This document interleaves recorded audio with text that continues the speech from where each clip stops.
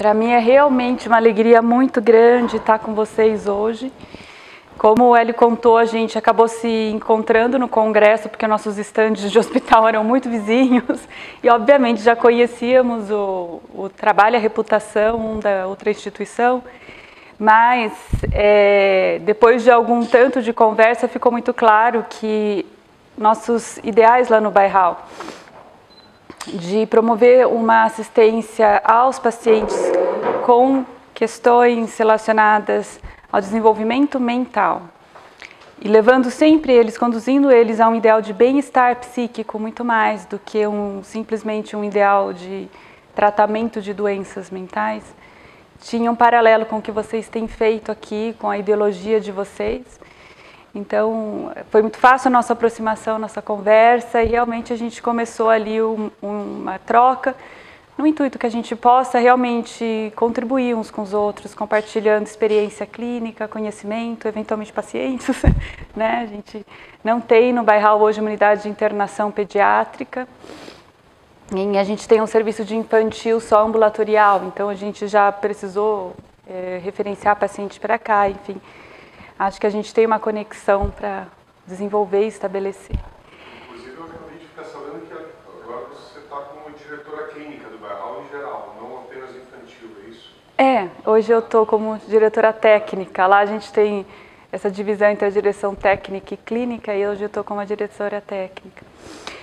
O que de fato me surpreende no sentido que raramente os psiquiatras da infância e da adolescência tem a oportunidade de influenciar no atendimento dos adultos.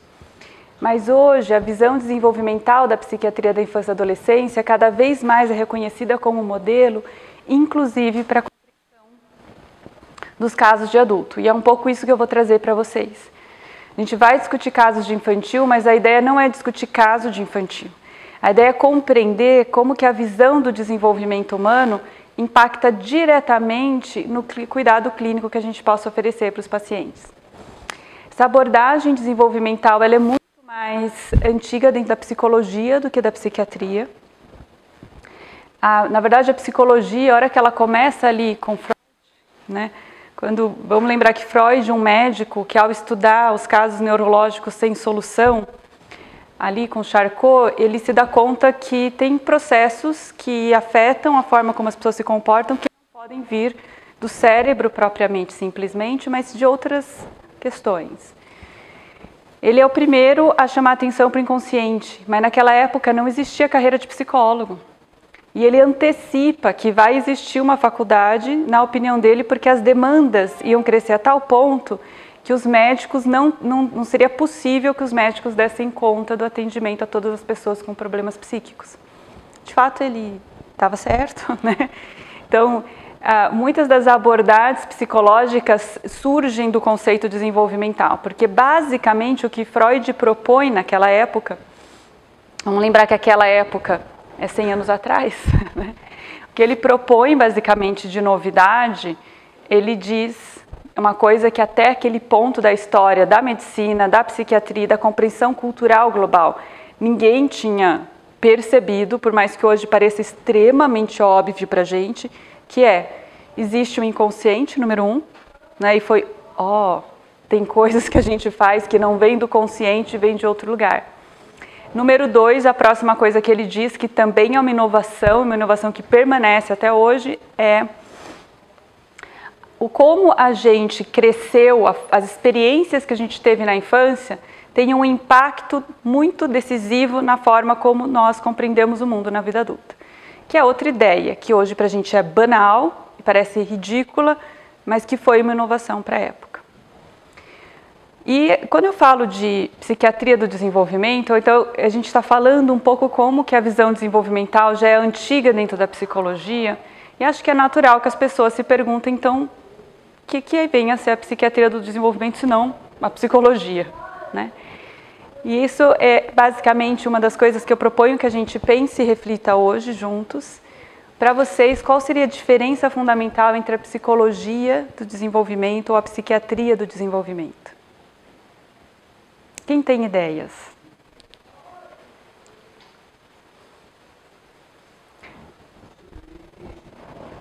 Depende fala, isso é uma coisa que já traz ancestralidade, principalmente do seu, das suas origens. Isso é uma coisa que já vem há muitos anos, com outros nomes, com outros focos, com outros temas, mas o desenvolvimento mental é da infância ou antes dela, isso aí cada um tem as suas crenças. Mas isso é uma coisa que vem talvez de antes, chegue agora e vai para depois. Isso já é uma coisa certa.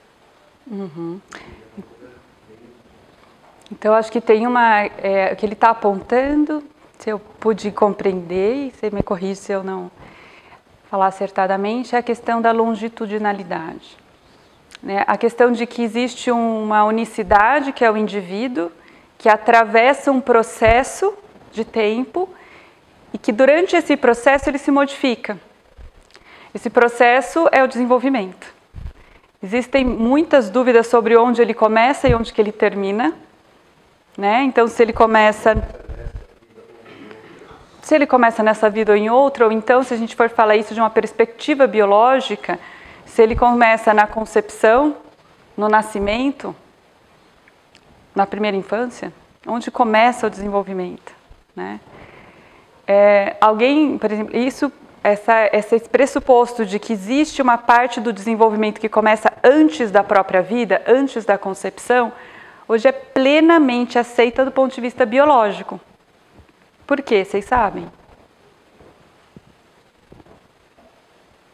Então, isso é lindo de trazer, porque o primeiro conceito desenvolvimental que a gente tem, que inclusive antecede Freud, são ali nos anos entre 1700 e 1800, começam as primeiras hipóteses sobre o desenvolvimento da criança. E ali a gente tem uma divisão muito clara entre diferentes linhas de teoria. Uma das linhas de teoria, de teóricos mesmo do desenvolvimento mais importantes nessa fase de 1800, vocês sabem quem foi? Quem se encarregava antes do desenvolvimento das crianças, fora os pais, claro? A igreja, talvez. A igreja. O que a igreja dizia sobre a criança?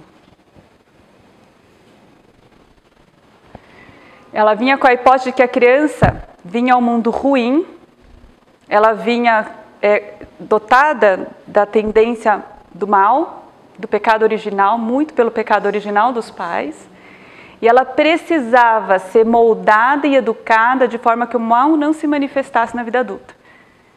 Então, a ideia da Igreja Católica sobre educação até esse ponto era o que hoje a gente, ainda no Brasil, por todas as nossas primeiras escolas terem vindo de uma tradição jesuítica, ainda hoje, por mais que a gente não assuma isso como bandeira oficial, ainda existe muito dessa herança católica na educação de crianças.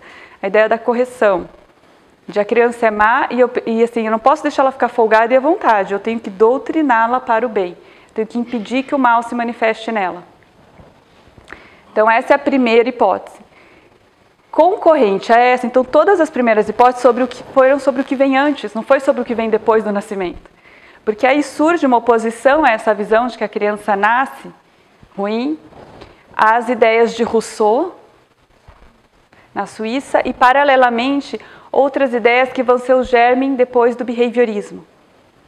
Então, se por um lado, o que o Rousseau falava? É isso, a gente vai ter que pedir ajuda no nosso advogado. Se voltamos para 1900, até o próprio Freud falava do perverso polimórfico. A criança também nascia com toda a maldade dela, ele precisava ser doutrinada. O Freud herda muito, o Freud vem, obviamente, de uma outra tradição mais judaica, mas que tem um paralelo muito grande com a tradição católica, né? Sim, mas Rousseau ele já tem ideias um pouquinho diferentes, né? Principalmente dessa... Você quer falar um pouquinho, Hélio? Não. Mas, enfim, ele vai propor algumas ideias inovadoras para a época de que a criança ela tem tendências boas e ruins e a sociedade molda muito do que vem a ser a criança. Então, ele é menos determinístico em dizer que nós somos seres sociais. A gente é o reflexo daquilo que o nosso entorno social é. E por outro lado, a gente tem ali o princípio do que vem ser no futuro behaviorismo com as hipóteses de que a criança nasce uma página em branco. E nessa página em branco vão ser escritas as coisas, não vem nada de antes. Hoje, como que a gente vê essa questão? E aí eu já introduzo a primeira questão. Tem muitas hipóteses, concordam em muitas teorias. Sempre quanto mais para frente a gente vai do conhecimento, mais conhecimento anterior vai existir. Porque a gente falou de Freud. Freud, ele para de ser ativo e desenvolver a teoria dele em 1930, 40, 50. E aí, ó, ele vai ali, ele propõe, por exemplo, a primeira teoria desenvolvimental de Freud é o quê?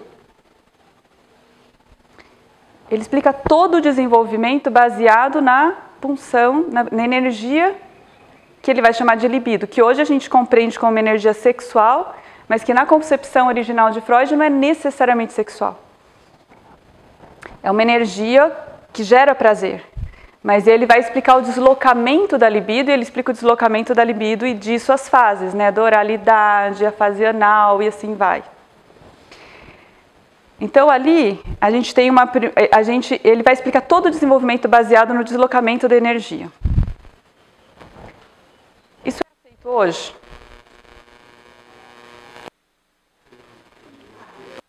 Tem pessoas que continuam seguindo rigidamente o que Freud propôs, lá atrás, 100 anos atrás. Mas vieram muitas coisas depois, vocês concordam? E aí que está a grande questão. A diferença fundamental da psiquiatria desenvolvimental, por exemplo, para a psicologia, a psicologia e a psiquiatria estão em áreas muito diferentes da ciência. Porque a psiquiatria vem da medicina. A medicina, se vocês lembrarem, está classificada entre as ciências empíricas. Enquanto a psicologia tem muito de uma ciência humana, certo? Qual que é a principal diferença de uma ciência empírica para uma ciência humana? Trabalhar com lei ou com teoria, verdade. Na ciência humana, você tem total liberdade de assumir uma verdade porque você acredita na teoria do fulano de tal. Eu acredito no Freud, ponto final, vou seguir a teoria dele e é isso. Se você lê o Código de Ética Médico, é vedado ao médico defender opiniões ou prescrever tratamentos baseados em teorias. O médico só pode ou só tem o direito ético de orientar um paciente se tiver evidências empíricas, dados, estudos. Então, a psiquiatria do desenvolvimento, a princípio, ela não pode ter uma filiação partidária. Ela não pode acreditar nesse teórico ou naquele teórico. A cada teoria que surge, você tem que fazer testes empíricos que te permitam ou não confirmar a hipótese que eles fazem. Então, como seria um teste empírico, por exemplo, para confirmar ou não a hipótese de Freud? Então, o libido que estava na boca e desceu para o ânus. Olha só.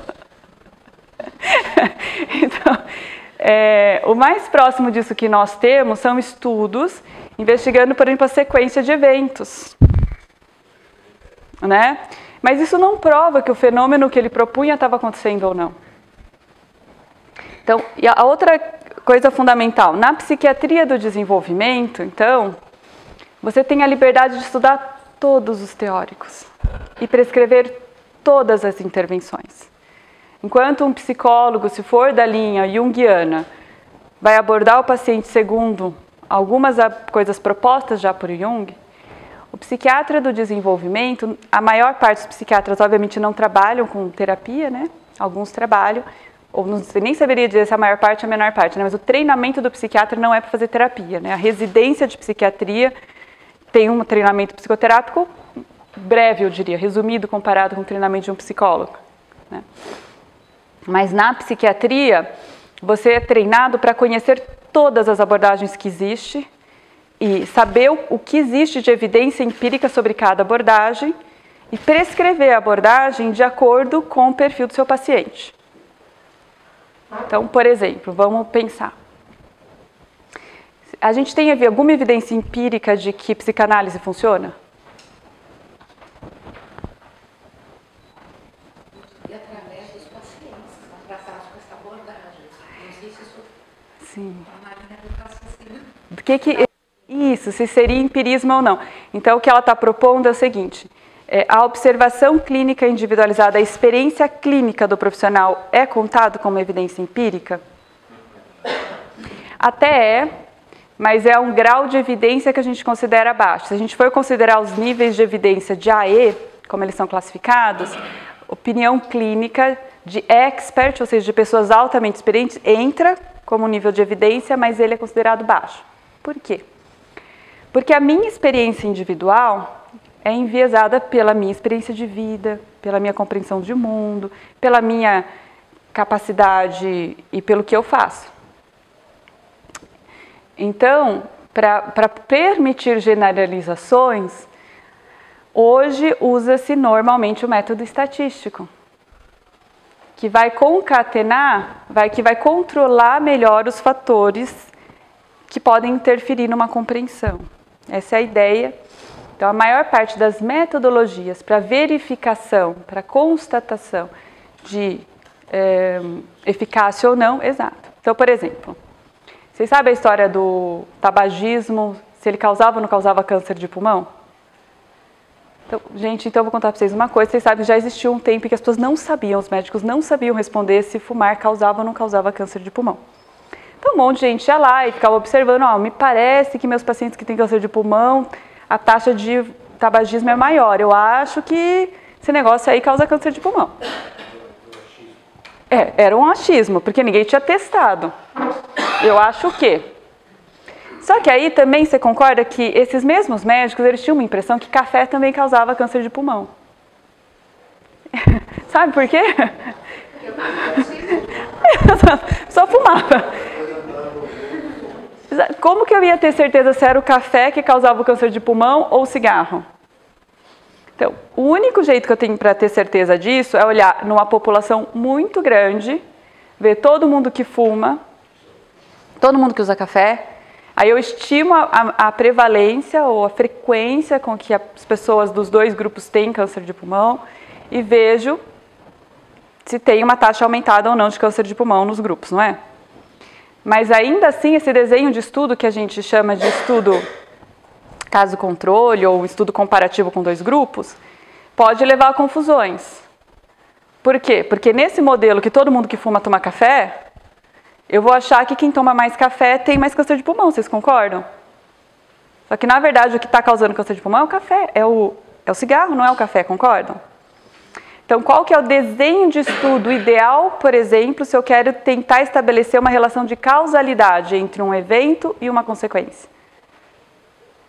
Sequer servem esses estudos populacionais de caso-controle, de comparação de amostra. Eu preciso de estudos que a gente chama de longitudinais. Eu pego um monte de gente que não tem câncer de pulmão, a partir dali eu começo a estudar elas, e algumas vão tomar café, outras não vão tomar café, algumas vão fumar, outras não vão fumar. Sigo elas ao longo da vida e vou vendo se surge mais câncer de pulmão naqueles que fumam mais. Então, a ciência da comprovação dos fatos, de acordo com a lógica empírica, ela é toda uma área do conhecimento que é conhecido como metodologia científica, voltado para essa área. Os métodos científicos usados normalmente nas ciências empíricas são muito diferentes dos métodos científicos usados em outras ciências, como na ciência humana. Numa ciência humana é absolutamente admissível que eu proponho uma teoria minha, sem nenhum tipo de comprovação. Então, por exemplo, tem um colega psiquiatra genial, uma pessoa assim muito inteligente, que adorava fenomenologia, foi para a Sorbonne e fez toda uma tese sobre a fenomenologia na psicose. Ficou lá na França um tempão e tal, linda a tese dele. Mas é isso, ele chega e diz que ele entende que a cisão do eu, assim, acontece de tal jeito e ponto. Eu não tenho que provar nada. Não é que é pior ou melhor. É um outro tipo, a gente precisa desses dois tipos de conhecimento. Eles servem para diferentes coisas. Na psiquiatria, de forma geral do conhecimento, então você, ao admitir a hipótese, tem que testá-la. E para prescrever intervenções, teriam que ter comprovações da eficácia da intervenção. Qual que é o melhor tipo de estudo para a gente? Como que eu provo que uma intervenção funciona ou não?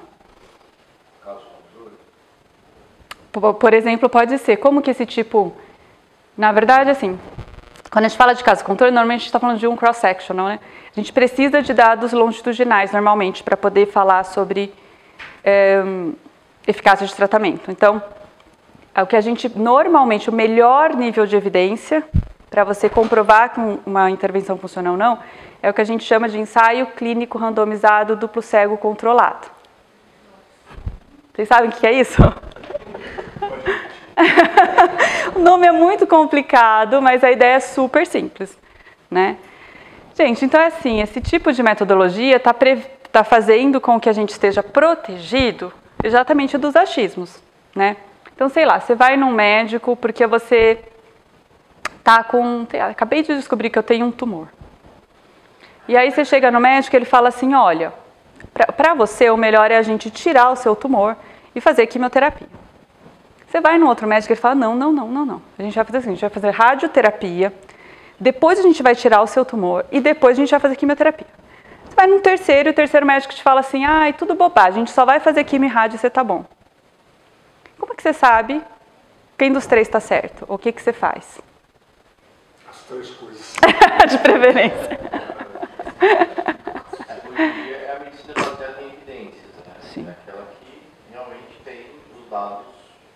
Os dados. Evidências dos tratamentos que não sabem como. Exato. Então, o que é a medicina baseada em evidência? A medicina baseada em evidência é uma proposta de sistematizar o conhecimento médico de forma que todas as evidências científicas de eficácia de intervenções estejam sumarizadas e computadas em conjunto, para você ter uma segurança daquilo. Então, qual que é o melhor nível de evidência para tratamento? Então, todos os tipos de métodos para testar intervenções são classificados de acordo com o nível de evidência deles. Então, a gente estava falando, né? Impressão clínica é um nível de evidência muito baixo. Porque daí você vai no médico e ele fala, olha, na minha impressão, esse tipo de tumor que você tem sempre melhora com tal quimioterápico. Aí você fala, gostei dele, parecia inteligente. Mas, tipo, eu não quero saber ele, eu quero saber se eu tivesse uma amostra de 1000 pacientes com esse câncer, com esse mesmo tumor que eu tenho, e se 500 fossem tratados com quimioterápico X, 500 com quimioterápico Y, qual grupo teria melhor resultado? Vocês concordam? Seria um bom desenho? Só que eu também quero que quem avalia o desfecho, quem vai dizer se o paciente melhorou ou não, o quanto ele melhorou, seja alguém que não sabe o que o paciente tomou, você concorda? Senão, vai que o cara é fã do tratamento X, ele vai ter um viés interno de avaliar, não é? Ainda mais a gente que é dessa área, que acredita no inconsciente, sabe que isso acontece. Então, e isso de ter braços comparativos com intervenções diferentes e um avaliador cego é o que chama ensaio clínico duplo cego. O paciente não sabe o que ele está tomando e o médico que avalia não sabe o que o paciente recebeu. Ele não sabe qual que é a alocação de grupo. E por que randomizado? Porque você chega para o estudo e você não pode escolher, eu quero tomar o X ou o Y. Eles jogam um dado e você vai ou para o X ou para o Y. Isso garante o quê? Garante que eu não tenho o que é chamado viés de seleção numa ciência empírica. Então, porque pode ser eventualmente que quem está selecionando tem uma tendência de mandar, sei lá, quem é loiro para o grupo X, quem é moreno para o grupo Y. Aí vai que esse câncer é um câncer que é mais agressivo para quem é loiro.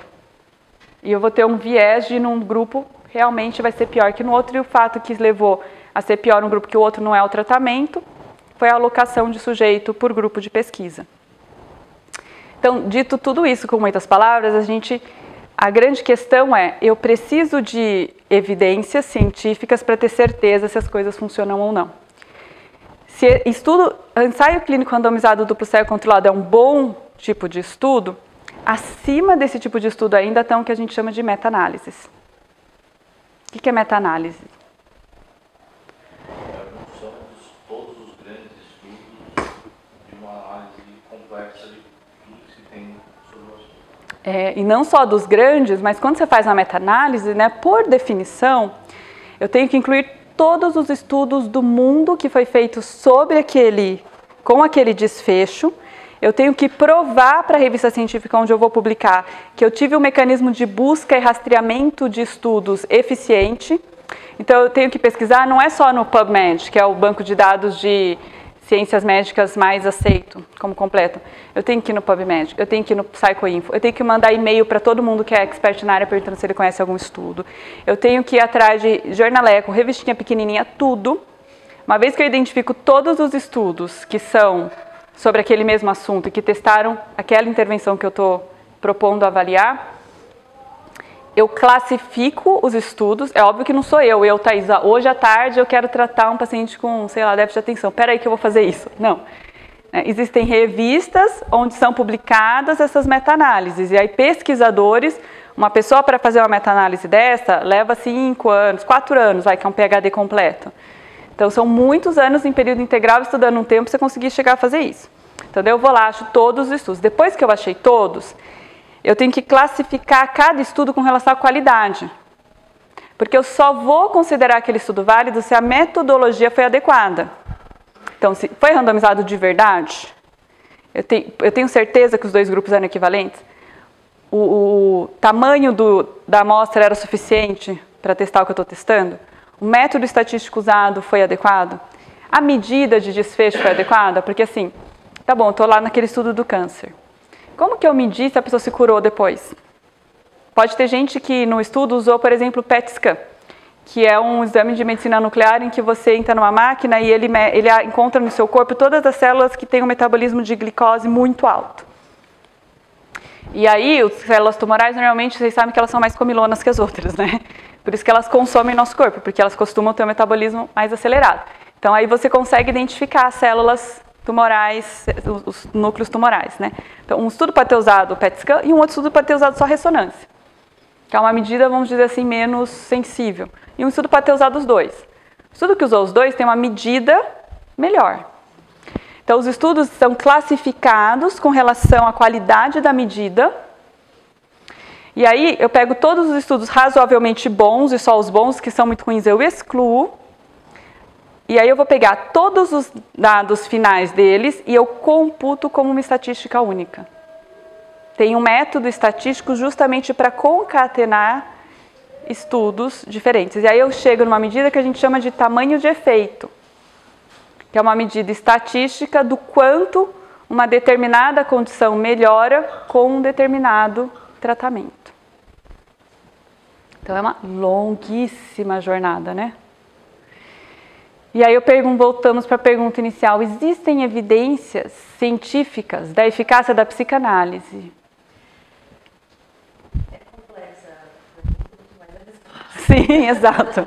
Porque quando a gente coloca psicanálise e psicologia, apesar da psicologia ter saído dali, mas a psicanálise não está comprovadamente com ciência. Então, é uma ciência, mas não é uma ciência empírica. É aceita, mas não falada. Assim, não é uma ciência empírica. Fazer um pequeno comentário, né, desses estudos, porque tem estudos que têm um impacto sobre a conduta, né, sobre o que se deve fazer com relação ao câncer, a uma determinada coisa, mas tem os estudos mais relacionados a teorias, né, a parte mais humana, que o impacto dele não é propriamente na conduta, o impacto dele é cultural. Então, por exemplo, todos os achados, a obra de Freud teve um impacto cultural na história da humanidade, né? Dentro do século XX, talvez Freud e o Einstein sejam as maiores personalidades. Mas o impacto que ele teve na obra de Freud é em termos assim culturais. E que consequência isso teve, por exemplo, para a criança? A criança era não vista. A criança, na época da Revolução Industrial, até 1850, mais ou menos, assim, até um pouco depois, trabalhava em mina de carvão, ninguém via, né? A gente estuda as coisas relacionadas ao tempo do Freud. O Freud, na época de férias, a família ia para casa de veraneio e tal, as famílias mais abastadas iam, as crianças ficavam em casa, as crianças não saíam. Ou as crianças eram mandadas para colégios internos e ficavam separados dos pais. Não tinha essa história de ficar pegando, frufru, colo. era babá e pronto, acabou. Né? E a mortalidade, eu não sei se isso era uma defesa, até porque a mortalidade infantil era muito alta, então, tinha um monte de filho, vários morriam, né? E então, tudo isso para dizer que o impacto das teorias do Freud, né, que foi descobrir, basicamente, né, resumindo, que existe uma criança dentro do adulto, é de valorização da criança. Então a criança foi muito mais valorizada, 150 anos atrás, até agora, muito mais valorizada. A criança hoje é vista, tem um monte de estatutos que defendem a criança, que dão direitos, que isso e aquilo, que a gente já conhece, né? Mas eu acho que isso é fundamental, os estudos teóricos de Freud, né? 3 ensaios sobre a sexualidade, que é o mais conhecido, né? Que ele fala essas teorias da oralidade, anal, genital. Então, só para dizer isso, que a Thais começou de uma forma interessante, dando um panorama histórico, e o desenvolvimento que a gente observa na criança é muito relacionado ao tempo, né? Então mudou-se muito a visão que tinha da criança, e hoje em dia a gente nem considera que existe uma criança dentro do adulto. A gente vai mais além, né? Que nem Deleuze propôs que existe um bebê dentro da criança. Então é como se fosse aquelas bonequinhas da Rússia, sabe, que vai tirando, vai cada vez menor, e a gente vai até, provavelmente, nos primeiros estágios de concepção ali, de desenvolvimento. Isso é super interessante, o que eu acho que a gente está falando aqui agora é da evolução da compreensão social sobre a infância. Isso é um assunto muito lindo de estudar, como mudou ao longo do tempo. E tem uma coisa muito interessante, historicamente, o zelo que a gente tem com a criança, o cuidado que a gente tem com a criança, oscila em função da importância da criança para o adulto. Então, tem alguns sociólogos que estudaram, por exemplo, as sociedades tribais da África de caçadores-coletores. Acredita-se que esse é um modelo bem primitivo dos primórdios da humanidade, né? E hoje em dia, sociedades caçadores-coletores estão muito corrompidas já pela civilização, mas até 1950, 60, eles ainda eram bem preservados e era possível esse tipo de estudo sociológico. O que vocês acham? Como vocês acham que os caçadores-coletores lidam com crianças? Vocês acham que comparados, por exemplo, com essa época de Freud, as crianças tinham um tratamento, um cuidado maior ou menor?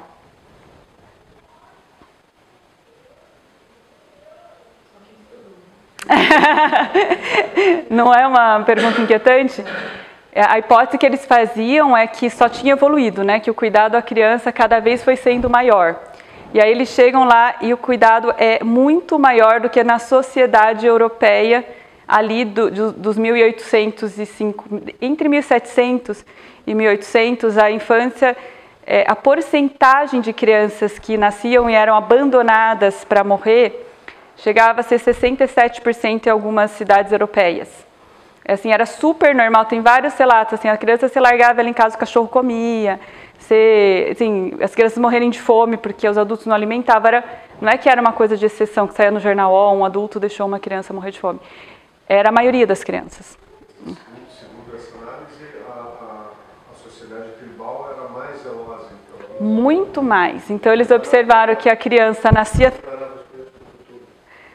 Porque a teoria é essa. Então, e aí, as crianças têm um grau de proximidade muito grande com os pais cuidam muito. Na sociedade agrícola, que foi durante, por exemplo, a Idade Média, o cuidado à infância também é muitíssimo maior do que durante os anos subsequentes do desenvolvimento industrial. E aí, quando vem o desenvolvimento industrial, você tem um completo abandono da infância, que é interpretado como a criança não era mais tão necessária.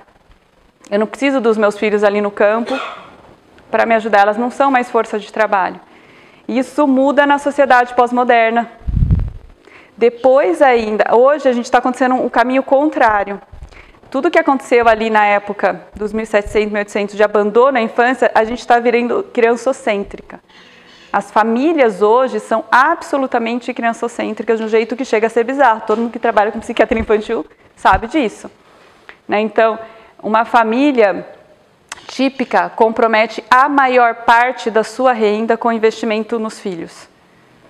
E os adultos, na verdade, eles ficam negligenciados, muitas vezes, em prol da criança receber mais do que a capacidade sociocultural da família. E o que a gente tem visto é um avanço das famílias, em que, o que pelo menos foi o que a gente observou até o momento atual, os pais, a maior parte dos nossos pais tiveram um nível sociocultural ou econômico pior que o nosso. E o que está acontecendo agora com a próxima geração? Aí foi investimento, investimento, investimento, eles davam tudo. O que está acontecendo com a próxima geração? Tirando a Dinamarca, que está saindo super bem, a maior parte dos filhos dessa geração atual está tendo um nível de dificuldade para se manter no nível socioeconômico cultural dos pais.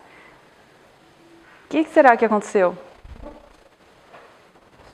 Um efeito teto, né?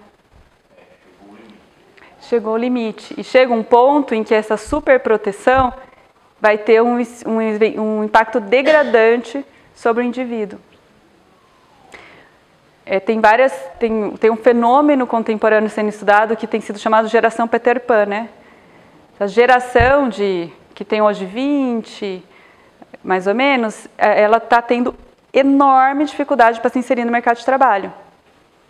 E se você for conversar, acho que todo mundo aqui tem experiência, né, de contratação, o pessoal que fixar a mão de obra jovem, RH das grandes empresas, não sabem o que fazer para fixá-los. Por quê? Eles chegam para o mercado de trabalho com expectativas muito ambiciosas. Quando eu digo muito ambiciosas, perguntem para esses jovens de 15, 20 anos quanto eles acham que eles vão ganhar no primeiro emprego. Vocês já perguntaram? É uma coisa impressionante, porque as pessoas, assim, tipo, a pessoa, eu pergunto para todos no meu consultório. As empresas? Elas estão tentando, mas está meio difícil, porque eles não se submetem muito. Na verdade, isso tem uma verdade, né? Então, o jovem que ascendeu, ele normalmente tem parece um engajamento maior mesmo para batalhar. Por outro lado, quando você vai para comunidades carentes hoje, não sei quem tem oportunidade desse trabalho. Então, por exemplo, eu faço um trabalho com uma comunidade carente só com jovens. Eles não, assim, você pega pessoas que são analfabetos funcionais e você pergunta, por exemplo, quem aqui quer fazer um curso, por exemplo, de chefe de cozinha, para virar chefe? Você pode dar de graça um curso de chefe de cozinha. Eles querem? Eles não querem. Eles querem ser médicos, advogados, engenheiros, o que é louvável, é bonito. Mas, por outro lado, assim, existe uma certa desconexão entre a ambição e a trajetória. E entre eu obter conforto e eu ter esforço. A grande questão, aparentemente, é que a superproteção da infância leva a criança a não ter controle de contingências sobre o conforto dela. O conforto dela independe do esforço dela. Eu não preciso fazer nada, eu tenho tudo. Eu não preciso fazer nada, eu tenho tudo. Então eu acordo, eu não arrumo a cama está arrumada. Eu não lavo a roupa aparece no armário. Eu não preparo a comida, mas eu estou alimentado. Eu não faço nenhum esforço, mas eu ganho um celular, depois eu ganho um carro. Isso leva a uma certa incapacidade de entender que a gente tem que fazer um certo esforço para conseguir as consequências positivas. Até porque, e aí que tá, eles têm uma, você vai ver, assim, isso não produz felicidade, né? Se fosse verdade que a gente consegue evitar a frustração, tava tudo certo. Porque você fica lá paparicando seu filho pro resto da vida, a maior parte dos pais faria isso feliz, né? E ele ficaria feliz na sua casa. Um dia você morre, tudo bem, você deixa uma herancinha e ele continua sendo feliz. Não é o que acontece. A gente até... mas é isso, assim. Tem sido muito impressionante ver que o excesso de conforto causa mais frustração do que a privação. Porque eu tô na privação, tô morrendo de fome. Aí você traz para mim um pãozinho com manteiga. Nossa, delícia, né, gente? Então, se a gente for pegar a definição de frustração, o que é frustração? Qual que é a diferença entre frustração e perda, e frustração e tristeza? Vamos pegar frustração e tristeza. A frustração é um sentimento que se estabelece baseado em expectativa. Cognitivamente falando, a gente, quando está esperando que algo bom vai acontecer, isso é uma estimulação em sistema de recompensa, né? Então, você começa a ter disparos rítmicos no sistema de recompensa que te dão aquela sensação de eu preciso, eu quero. E a frustração chega um ponto que a gente chama de ponto de não retorno, que ou você recebe o que você estava esperando ou não. Se você não recebeu, você faz uma depressão dopaminérgica subsequente a essa estimulação fásica. Nessa depressão vem aquele sentimento de extrema raiva em que você culpa alguém. É diferente da tristeza, porque na tristeza, ela normalmente é um sentimento crônico que não é desencadeado em picos por evento específico. Não tem essa coisa de eu quero, aí eu estou morrendo de raiva porque eu não consegui. Eu quero, estou morrendo de raiva porque eu não consegui. Então, a frustração é algo para ser, na verdade, de fato, é uma boa hipótese a tua. Ver se o que eles têm é mais infelicidade ou é muito fácil ter frustração. Mas eu arriscaria que, na minha experiência clínica, que de novo é um grau de evidência muito baixo, eles vivem frustrados, porque como o nível de expectativa que eles têm é muito alto. E aí a vida não consegue manter o que os pais entregaram. Até porque os pais envelhecem, porque a gente está vivendo um momento de crise econômica. Um monte de família caiu de nível. A pessoa viveu até 11, 12 anos tendo o iPhone da moda, o tênis da Nike, que é o último modelo. Aí chega um ponto que eu não tenho, como eu estava esperando ter, eu entro em frustração. No nosso assunto eu tinha perguntado, existem evidências da eficácia da psicanálise? E aí, existem? Ah, então quais são os estudos? Quem conhece? Sim. Como que era a metodologia de estudo do Freud? Caso clínico. Então ele falou, Ana O era assim, assim, assim, assim. Eu fiz tal. O dia que ela lembrou que no enterro do cunhado dela, da irmã dela, ela teve um pensamento com o marido da irmã, ela parou de andar. Depois que ela percebeu isso, ela voltou a andar. Então é um caso clínico. Então ele contou de um caso em que ele observou e isso foi verdade. Interpretou uma amostra, por exemplo, e com isso ele não tem mais dados como a pesquisa, talvez.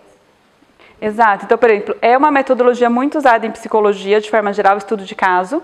A maior parte das teses que você vê em psicologia e em psicanálise são estudos de caso. Mas com relação à evidência empírica, é classificado como um grau de evidência também bem baixo. Estudo de caso é um pouquinho melhor que a opinião de especialista, mas ainda é um grau de evidência baixo. Então, por quê? Porque pode ser que foi coincidência, que a Ana O, sei lá, só aconteceu com ela que os outros não aconteceriam, que ela era diferente dos outros. Então, o estudo de caso não permite generalização, ele permite particularização. Ele é um modelo adequado quando o meu interesse é você. E não tem problema, porque, por exemplo, eu chamo um arquiteto para fazer minha casa. E aí, o arquiteto faz a minha casa pra mim. Você entra lá e você acha a coisa mais horrorosa do mundo. E eu tô super feliz com a minha casa. Gente, vocês concordam que funcionou? Ele não precisaria ter feito um estudo. O que a maior parte das pessoas da população gostam em termos de casa? As pessoas vão achar bonito ou não vão? Porque o objetivo é o bem-estar meu.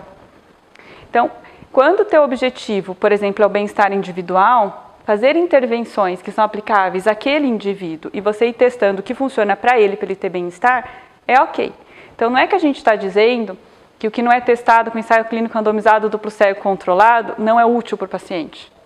O que a gente está dizendo é que a psiquiatria, estando dentro da medicina, trabalha com o conhecimento que o psiquiatra basicamente tem que ter é quais são as evidências empíricas de eficácia de intervenção para diferentes problemas.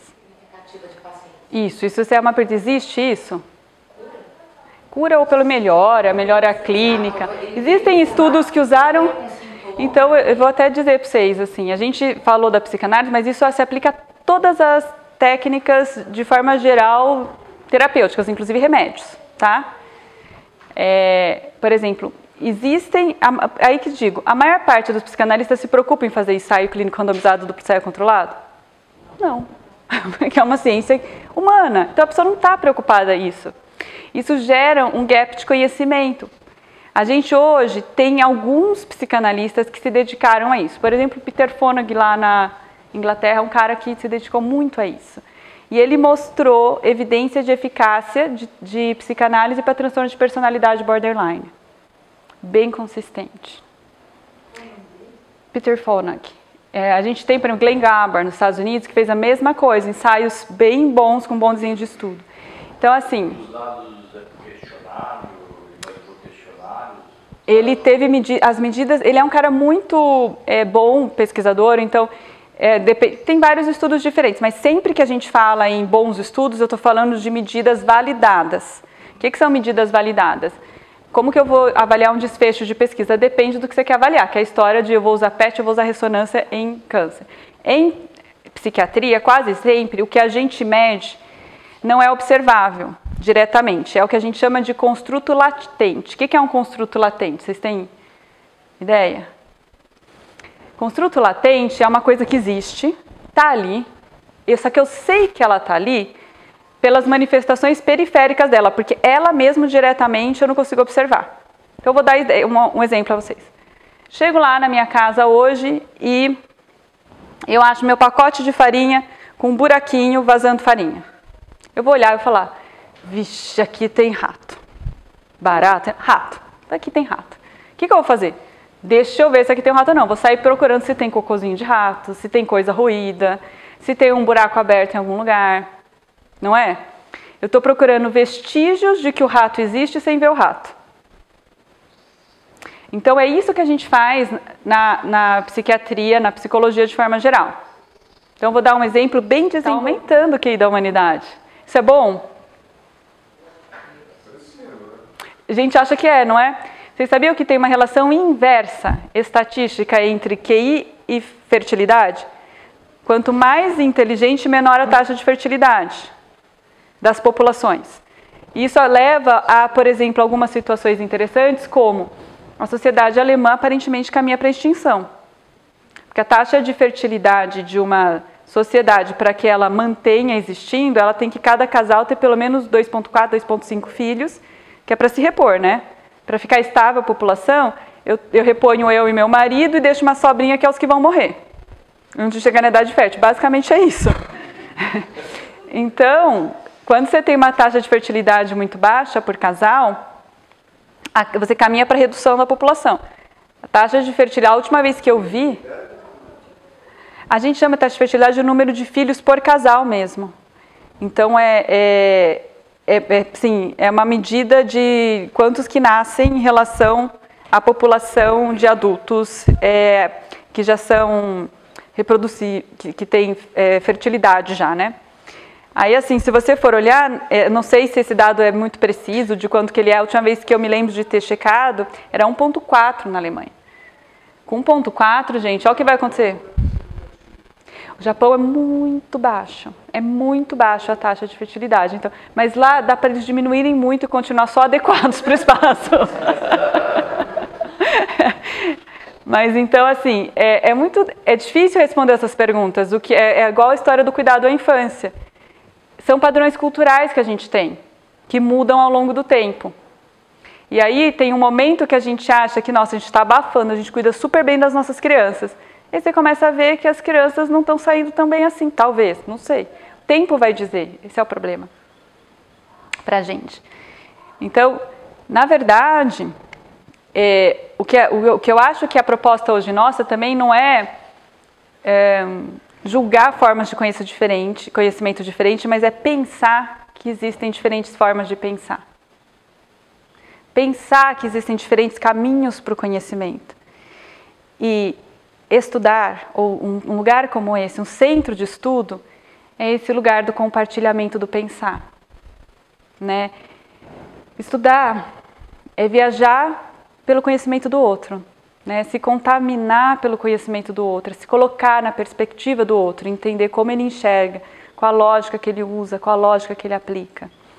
Então, quando o Lucas me contou um pouco o objetivo de vocês, com o centro de estudos, eu vim realmente assim, com muita empolgação, porque realmente eu acho que é um lugar em que vocês têm esse objetivo. Né? Vamos ouvir, vamos conhecer, vamos compartilhar. Então, adoro estudar, gosto de estudar as diferentes linhas, as diferentes vertentes. O ano que vem a gente está pensando em propor um curso no Bairral só sobre desenvolvimento. A gente já tem um curso, uma capacitação de psiquiatria da infância e da adolescência de 1 ano, em que todas as semanas tem aula e as pessoas vão passando pelos diferentes tópicos sobre a psiquiatria da infância e adolescência.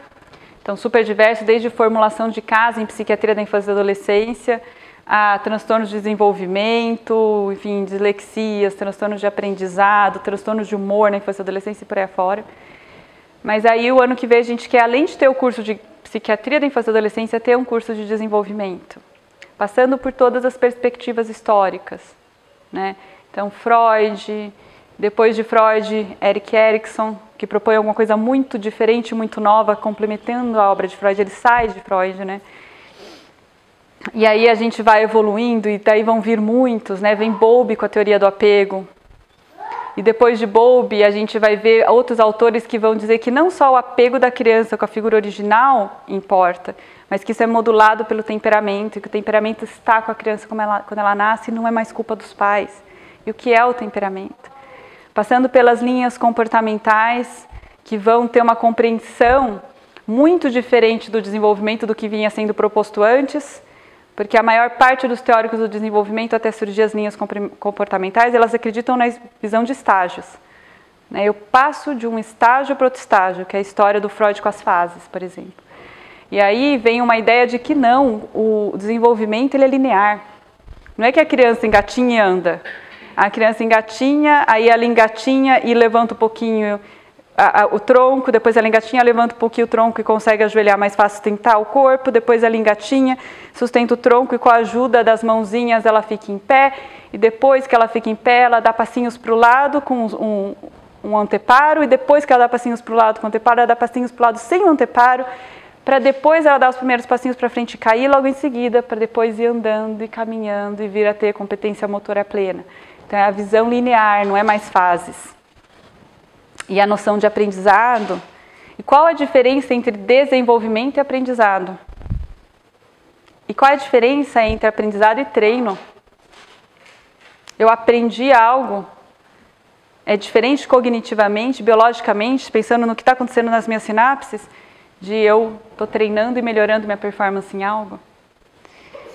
E aí vem, historicamente, outras concepções ainda, que vão ensinar para a gente que a relação do indivíduo com o ambiente é muito complexa.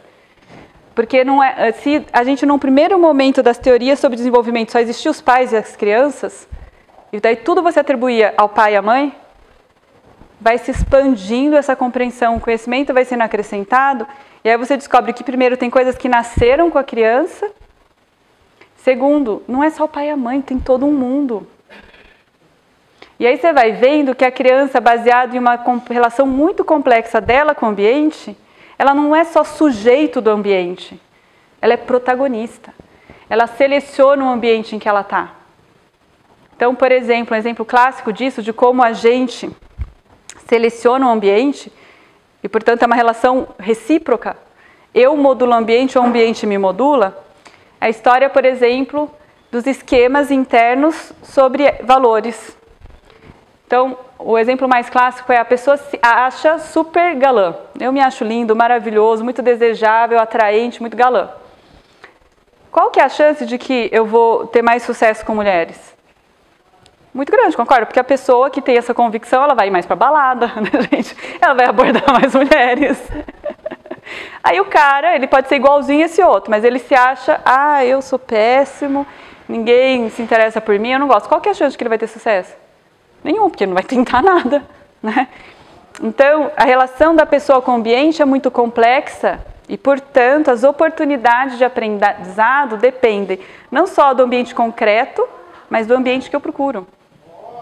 E aí vem autores propor que, além de tudo, além do ambiente e do indivíduo, tem outras coisas.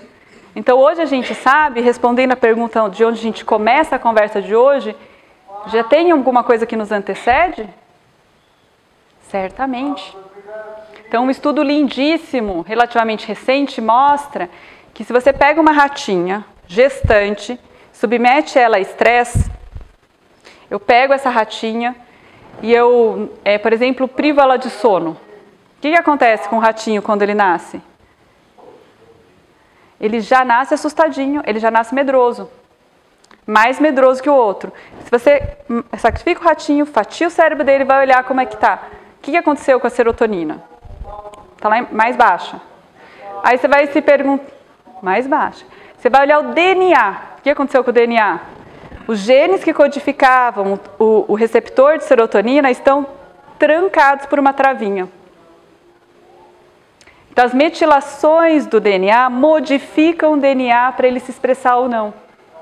Não é só o gene que eu tenho. Eu posso ter o gene, mas meu gene pode estar lacrado. E a gente tem estudos mais bonitos ainda que mostram que eu pego um ratinho geneticamente determinado para ser mais assustadinho, deprimidinho, ansiosinho. E a mãe dele, obviamente, se foi genético isso que tem nele, se veio no gene, a mãe era mais deprimidinha, ansiosa, certo? Portanto, ela lambia menos, ela cuidava menos. Logo que ele nasce, eu dou ele para uma mãe que lambe muito. Isso chama cross-fostering. E aí, o que acontece? Eu posso abrir o DNA. É lindo.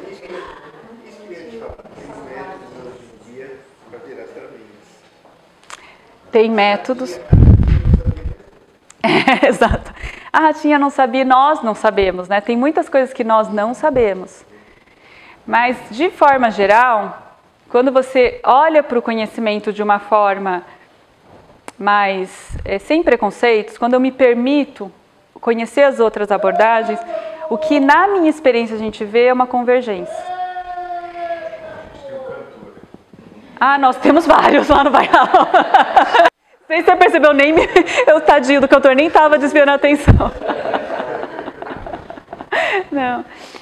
Então, eu acho que a minha ideia hoje com vocês era simplesmente e principalmente não trazer um conhecimento, mas levar a gente a refletir sobre as possibilidades dos múltiplos conhecimentos, que eu acho que é o que a gente tem que buscar, por exemplo, no trabalho clínico, nas reuniões multiprofissionais. Então, no momento atual, lá no Bairral, a gente tem batalhado muito para instituir o que a gente chama de efetivamente ter um plano terapêutico multiprofissional integrado, ou como é chamado no SUS, o PTS.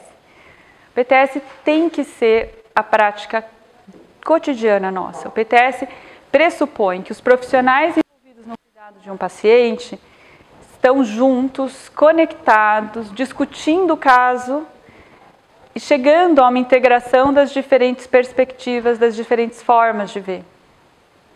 E é isso que a gente acho que poderia fazer, a semelhança do que é feito na ciência, que tenta olhar para as diferentes visões e integrar.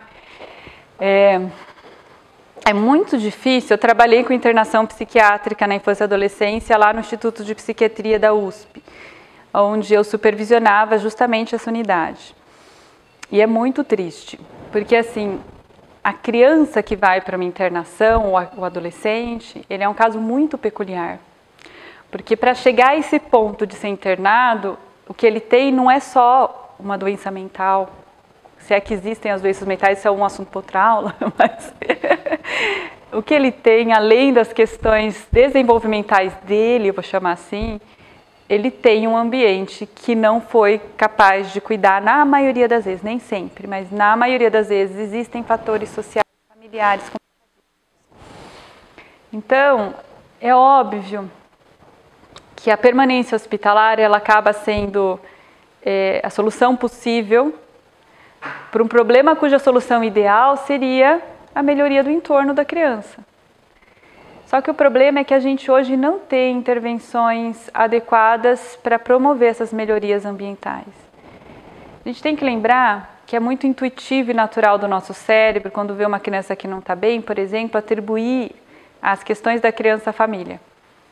A gente vê isso o tempo todo que tem reunião de psiquiatria infantil, as pessoas estão falando do pai e da mãe, as pessoas esquecem de falar da criança às vezes para ficar falando do casal. E eles são assim, eles são assados, eles fazem isso. Aí chega um ponto, eu já tive reuniões de presenciar 1 hora de discussão clínica, 50 minutos estavam falando da relação do casal um com o outro. É importante? É um fator, mas gente, é um dos fatores. E é um fator que, salvo raras exceções, não é modificável. Porque eu não vou trocar o pai e a mãe da criança.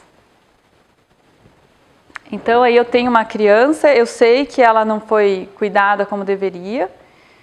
Eu quero melhorar o pai e a mãe, mas a gente sabe que intervenções de modificação de hábitos e comportamentos são processos para anos. Se existe a motivação para a mudança e a disponibilidade de intervenção. E aí gera uma grande frustração, porque o que eu sei fazer, eu não consigo fazer.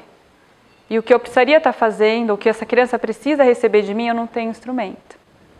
Então, eu tenho essa experiência de ter tido alguns contatos com o serviço de saúde à infância lá na Holanda. Olha o nível de sofisticação. A gestante vai para o pré-natal, e é óbvio que o pré-natal é universal e muito bem feito direitinho. A gestante passa por uma triagem de fatores de risco para o bebê ter um transtorno mental no futuro, ou uma questão desenvolvimental. Então, essa triagem inclui uma lista de fatores de risco que vai desde ela ser portadora de alguma questão até questões sociais, tá? Pobreza é um fator de risco para alguns transtornos mentais, não para todos, né? Por exemplo, a depressão, curiosamente, pobreza não é um fator de risco, vocês acreditam? As pessoas acham que a gente quer, eu preciso de mais dinheiro para ser feliz. Aparentemente não tem uma relação tão direta. Agora, para alguns fatores, sim, né, tem uma relação direta. Lá tem esses fatores de risco. Foi detectado que essa gestante é uma gestante de risco, e agora a gente não está falando de risco obstétrico, a gente está falando de risco desenvolvimental. Ela vai passar por um pré-natal especial, em que passar com pediatra regular, com obstetra regular, ela passa já com o pediatra. O bebê está na barriga dela, ela está passando com um pediatra especialista em saúde mental. Depois que o bebê nasce, ele vai continuar passando com esse mesmo pediatra, que já conhece o histórico pré-natal dele. E aí eu vou contar um caso que eu tive a oportunidade de presenciar, que eu fui na casa. Então, uma gestante bipolar que fazia uso de drogas e tinha baixo suporte familiar, obviamente, porque, a pessoa bipolar, ela tem algumas dificuldades relacionais, é claro, em virtude das características dela. Só que a família também está num endofenótipo. Vocês sabem o que a gente chama de endofenótipo? Como família, nós compartilhamos genes, não é? Então, assim, por exemplo, eu sou autista. Meu pai pode não ser autista, mas ele pode ser um pouquinho autista. Então, ele não tem o diagnóstico, mas ele é inflexível, ele é inábil socialmente, ele é pouco empático, que é o endofenótipo do autismo. E aí, óbvio, eu tenho uma família disfuncional, porque eu sou um autista que dá trabalho pra caramba. Meu pai é um pouco inflexível, um pouco inábil, etc, e pouco empático. Meu pai já não vai ter paciência comigo nem com a minha mãe. Minha mãe também, ela pode ter questões. Um dos principais fatores de matching entre casais, né, de coisas que a gente procura no casal é QI, não sei se vocês sabem. Além de características físicas, as pessoas tendem a casar com pessoas que fisicamente se parecem com elas. A gente procura, sem saber, um QI parecido com o nosso. Não, a gente escolhe. E a gente também procura pessoas com transtornos mentais parecidos, gente. Olha que coisa. Então, não é uma boa. Não, e aí, óbvio que a chance dos nossos rebentos terem algumas características nossas até um pouquinho mais fortes é importante. É assim, ó, pode olhar para os dois lados, ele tem muito em comum sempre. Mas, enfim. Aí você tem famílias complicadas com uma criança complicada. A nossa tendência é falar mal da família, né? Não. Lá, olha só, a grávida estava gestante, ela era bipolar, usava drogas. Providências tomadas pelo serviço de saúde. Primeiro, antes dela se tornar mãe, primeiro estabilização clínica. Foram ver com o psiquiatra se ela estava em atendimento psiquiátrico, se ela estava bem medicada, acompanhada, estável e tal. Número 2, precisamos reconectá-la com a mãe dela. Então, eles começam um trabalho de vinculação, de procurar a família. Assim, só que essa mãe nunca teve condições ou interesse de cuidar dessa pessoa. Para conseguir, eu tenho que facilitar para ela. Então, a gente vai ajudar a mãe a cuidar dela. Porque a mãe sozinha já mostrou que não dá conta. Então, entre as providências, agora vocês vão babar, morrer, querer todo mundo chorar. Não, gente, alugaram uma casa, um apartamento para essa moça. Só que assim, alugaram o apartamento, assistente social ia lá para visitar e ajudar ela a se organizar e vincular a mãe, fazer a mãe estar presente, distribuir as tarefas, o que a mãe ia fazer, o que ela ia fazer. Então a mãe ia levar ela para o supermercado uma vez por semana, porque ela não conseguia ir para o supermercado sozinha. Ensinaram ela a fazer compra para casa, ensinaram ela a limpar a casa, tudo isso. A enfermeira, que é treinada num dos protocolos de treino parental que é mais usado no mundo, que é o PPP, o Triple P, antes dela se tornar mãe, foi dar um treinamento para ela sobre atitudes parentais positivas. Aí, ela estava estabilizada clinicamente, em um novo lar, com toda a condição, reconectada com sua mãe, recebendo visitas semanais da equipe multiprofissional, e não ia uma pessoa, gente. A enfermeira e, eventualmente, a pediatra junto, tá? Na visita domiciliar. E aí, além de tudo, a hora que o nenezinho nasce, ele passa a ser acompanhado toda vez que ele vai no pediatra. O pediatra não só vai fazer a avaliação pediátrica típica, mas a avaliação desenvolvimental pormenorizada. Ele é treinado para conseguir fazer testes de desenvolvimento, que é muito mais do que simplesmente a escala Denver, que só pergunta coisas e tal. Então, assim, é óbvio, isso não é realidade em todas as cidades da Holanda. Nessa pequena cidade onde eu morei, era um projeto da prefeitura, e também não era universal para todas as gestantes da cidade, porque isso aí é muito caro. Era um projeto piloto, mas um projeto lindíssimo. Isso é o ideal, vocês concordam? Aí, tudo que está longe disso, gente, é remendo. Então, assim, o que a gente faz numa internação psiquiátrica de um adolescente de 17 anos, se eu já não fiz tudo isso aí desde que ele estava no útero? Então, é muito complicado o que a gente faz numa internação, porque, claro que você está tapando buraco, que você está apagando incêndio, que você está, basicamente, na minha experiência, o que a gente está fazendo numa internação psiquiátrica para uma criança ou um adolescente é garantindo a sobrevivência. Assim, a pessoa ia morrer fora do hospital porque ela estava em risco, ou ela ia matar alguém. Ela estava correndo realmente um risco importante. Eu ponho ela no hospital para ela sobreviver com 2 bracinhos, 2 perninhas, se alimentar direitinho. E é isso. Por o tão curto quanto possível. Só que assim, pega um menino com transtorno de vínculo, que veio de um abrigo, ele rompeu todos os vínculos precoces, então a gente está falando de Bowlby, né? Ele vai rompendo vínculos, todos os vínculos de confiança que ele depositou romperam-se. E ele percebeu que ele não pode confiar nos vínculos. Aí ele está lá num abrigo onde ele nunca teve um vínculo de ligação, porque tem a cuidadora do dia e da noite e ela rotaciona porque a hora que ela está de saco cheio ela pede as contas. Então ele nunca teve um vínculo de ligação. Aí ele está com 17 anos, o que ele faz? Se aproxima das pessoas, seduz e em seguida testa o vínculo, óbvio. Como que ele testa o vínculo? Sendo insuportável com você. E aí ele é insuportável todos os dias no abrigo, a tal ponto que ele passa a ser perigoso. Quando chega nesse ponto, eles internam compulsoriamente no hospital psiquiátrico, não é assim? E aí, você tem um problema, porque assim, não tem nada que eu vá fazer com esse menino em um mês que vai fazer ele voltar para o abrigo e parar de causar no abrigo. Então, eu fico num impasse, porque eu sei que viver num hospital está bem longe. Em outros lugares existem? Tendo recursos, existem. Por exemplo, existe uma coisa nos Estados Unidos, não estou falando que isso é certo, errado, melhor, pior, estou falando que existem modelos diferentes, tá? Então, nos Estados Unidos tem uma coisa chamada Behavioral School. O que é Behavioral School? Escola comportamental. É assim, sabe essas crianças que batem, mas batem de verdade, com risco de machucar alguém? Tem crises comportamentais na escola em que elas batem, por diferentes motivos. E se pensa você, professora, 30 alunos na sua sala, tem um que pode espancar alguém e levar a consequências graves. Pode machucar. Ah, professora, mas pode matar uma criança lá sua. Você tem condição de ficar com esse aluno na sua sala? Você não tem. Eles vêm para cá, vocês já viram esses pacientes aqui. Em um mês, tem algum remédio que eu dou para ele que não vai fazer isso? Lamento informar, gente, não tem. O que a gente tem de opção é antipsicótico que diminui a frequência e intensidade da crise comportamental em alguns casos, com tamanho de efeito moderado, em meta-análise. Não chega a ser uma lobotomia. O que o antipsicótico faz para a criança com crise comportamental, ele é um bloqueador dopaminérgico. Então, sabe aquele mecanismo que eu estava falando? De quando eu quero algo, quero, e quando eu me frustro, faz a depressão dopaminérgica, eu sinto uma grande raiva? Como ele bloqueia a dopamina, quando eu não quero com aquela fissura tão intensa, e quando eu faço a depressão dopaminética, ela não é tão funda. Eu estabilizo um pouco a dopamina, eu dou mais estabilidade. Oi? Elimina os picos. Elimina um pouco os picos, então ele fica mais estável do humor, ele tem menos reatividade do humor. E a frustração é menos intensa. O que acontece? A criança que tem atraso de autorregulação, ela não regula as emoções.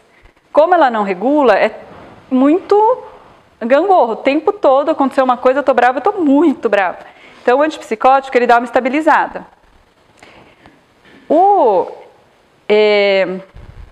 Esse antipsicótico eu posso usar, mas não vai eliminar as crises ou as chances de que ele faça. Porque para eu eliminar, eu tenho que sedá-la a ponto de ele estar dormindo o dia inteiro. Eu tenho que sedar, eu não tenho que estabilizar o humor. Eu não posso sedar uma criança. Então, hoje não é conduta sedação. Antigamente, o que faziam com essas crianças que tinham muita crise comportamental? Chuchava tudo que era coisa que sedava. Então, eu dou neuleptil com carbamazepina, com não sei o que, com não sei o que. Só que o que acontece? Ainda quando você faz isso, a criança não diminui significativamente, tem estudos mostrando que ela não diminui significativamente o número de crises comportamentais e nem a gravidade da crise. Porque ela fica com sono e ela fica irritada. E aí ela fica mais agressiva porque ela está irritada. Porque, gente, como é criança com sono? Irritada. Então, se eu cedo a criança, ou eu cedo para pôr na UTI dormindo em tubo, ou eu quero ela acordada, bem acordada, porque eu não quero ela com sono por aí afora. E eu também não, obviamente, a gente não cede e põe na UTI, tá? Então só, por favor, não é a conduta. Então, só resta a opção de eu ter ela tendo as crises com um pouquinho menor intensidade. Então, aí eu vou devolver para a escola, porque agora, olha, em vez de bater no menininho, esganar e quase matar asfixiado, fica tranquilo, que só vai, tipo, arrancar uns pedaços. Assim, não resolveu o problema da professora, concorda? Então, lá nos Estados Unidos, tem escolas que funcionam dentro de hospitais psiquiátricos e que, portanto, pode acionar a equipe de contenção se a criança tiver uma crise comportamental grave. Porque uma escola não tem como fazer uma contenção de uma criança. Vocês sabem como é conter adolescente? Quantos adultos eu preciso para conter um adolescente? Normalmente 5. O ideal é um esquema 5:1 ou 6:1, né? É difícil conter adolescente.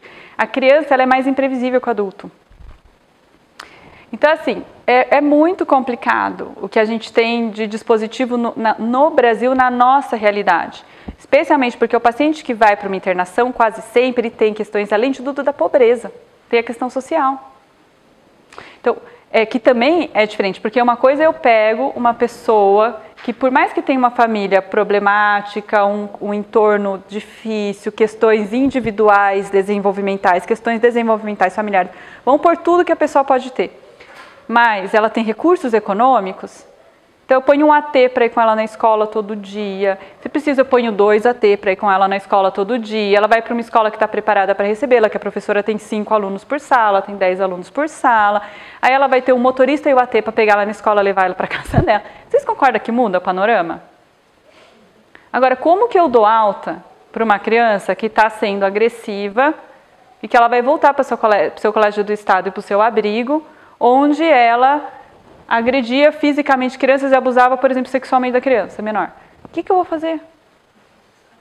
É muito complicado. Então, para a gente conseguir melhorar nosso tempo de permanência hospitalar em infância e adolescência, a gente tem que melhorar a assistência extra-hospitalar à criança que tem problemas comportamentais. Porque hoje, o que a gente tem no sistema público de saúde é o quê? Para essas crianças? Nada. Eu tenho CAPS.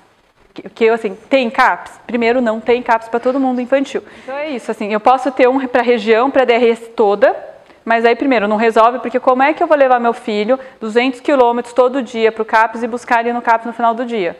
E aí ele não vai para a escola, né, porque ele está no CAPS. E sem contar que, gente, os CAPS funcionam. Os CAPS infantis de assistência funcionam? Não funcionam bem. A maioria não funciona bem. Então, a gente acaba tendo casos de internação que estão na internação por falta de assistência extra-hospitalar. Mas quando existe um risco, é o que tem para fazer. Nas internações, a gente costuma ter mais intervenção terapêutica do que fora. Você tem mais acesso a TO, psicoterapia, intervenção familiar, tudo isso a gente costuma ter. Então acaba sendo um tapa-buraco a internação, né? Mas é desesperador, assim, sempre.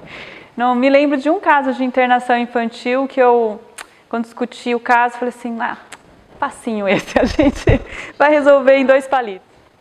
Eu acho que a gente tem que tentar seguir o mesmo caminho individualmente com os nossos pacientes. Acho que esse que é o esforço. Então, para mim, assim, é uma grande alegria estar aqui, mas especialmente estar aqui sabendo que a gente está entre uma equipe multiprofissional.